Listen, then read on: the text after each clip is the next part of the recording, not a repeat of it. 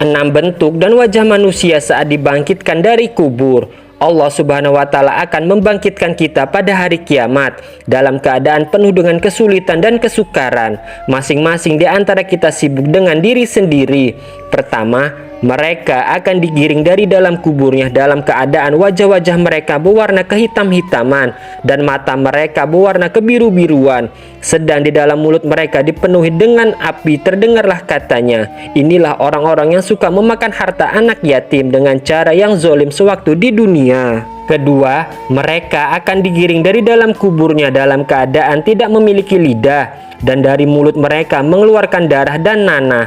Mereka akan menerima dengan kata-kata, inilah orang-orang yang enggan memberi kesaksian kebenaran sewaktu hidup di dunia. Yang ketiga, mereka akan digiring dari dalam kuburnya menuju padang mahsyar dalam keadaan terbalik, kepala di bawah, kaki di atas. Mereka akan disambut dengan kata-kata, inilah orang-orang yang suka berbuat zina sewaktu hidup di dunia dan mati dalam keadaan belum bertaubat kepada Allah Subhanahu wa Ta'ala. Yang keempat, mereka akan digiring dari dalam kuburnya dalam keadaan dipenuhi dengan penyakit kulit.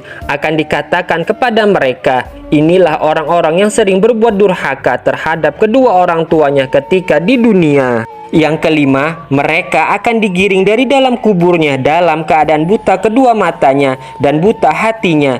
Gigi mereka bagai tanduk sapi, bibir mereka melebar sampai ke dada, lidah mereka memanjang sampai ke perut, dan mulut mereka tidak berhenti mengeluarkan kotoran yang berbau busuk. Inilah pelaku yang suka meminum khamr sewaktu hidup di dunia. Yang keenam, mereka akan digiring dari dalam kuburnya dalam keadaan wajah mereka terkena sinar matahari. Mereka akan menjembatani jembatan Sirotol Mustaqim bagaikan kilat. Pada mereka akan dikatakan, inilah orang-orang yang suka beramal soleh, selalu menjauhi perbuatan dosa, menjaga sholat 5 waktu, dan mereka meninggal dunia dalam keadaan sudah bertobat kepada Allah Subhanahu wa Ta'ala. Tidak ada balasan bagi mereka kecuali surga di dalamnya yang penuh dengan kenikmatan.